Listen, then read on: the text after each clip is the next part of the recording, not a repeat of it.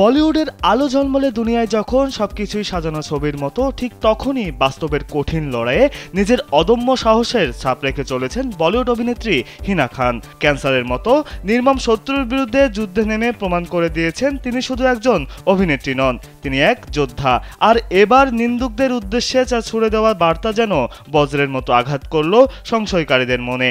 হিনা খান আবারও দেখিয়ে দিলেন সাহস আর সংকল্পই তার আসল পরিচয়। পেহেলগামে হামলার পর পাকিস্তানের বিরুদ্ধে মুখ খুলেছিলেন হিনা। অপারেশন সিঁদুরকে তিনি সমর্থন করেছিলেন। শুধুমাত্র সে কারণে নেটিজেনদের একাংশের বাঁকা কথা শুনতে হয়েছে এই সুন্দরীকে। স্যান্ডেলিনা সো, রূপচর্চায় আভিজাত্য। তবে নিজের মন্তব্য থেকে এক চুলও সরছেন না এই অভিনেত্রী। নিন্দুকদের উদ্দেশ্যে ইনস্টাগ্রামে জবাব দিলেন তিনি। নিজের সোশ্যাল মিডিয়া হ্যান্ডেল ইনস্টাগ্রাম স্টোরিতে তিনি লেখেন, আমি সারা জীবন সীমান্তের ওপারের মানুষের থেকে ভালোবাসা পেয়েছি।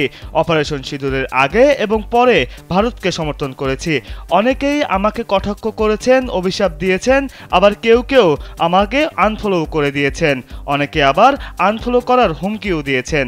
কটাক্ষের সঙ্গে আমার শারীরিক অবস্থা, পরিবার এবং আমার বিশ্বাসও জড়িয়ে। আমি আপনাদের থেকে সমর্থন আশা করি না, আপনারা নিজেকেই সমর্থন করুন। আমি শুধু মানবিক আচরণ আশা করেছিলাম, যতটা আমি করেছি।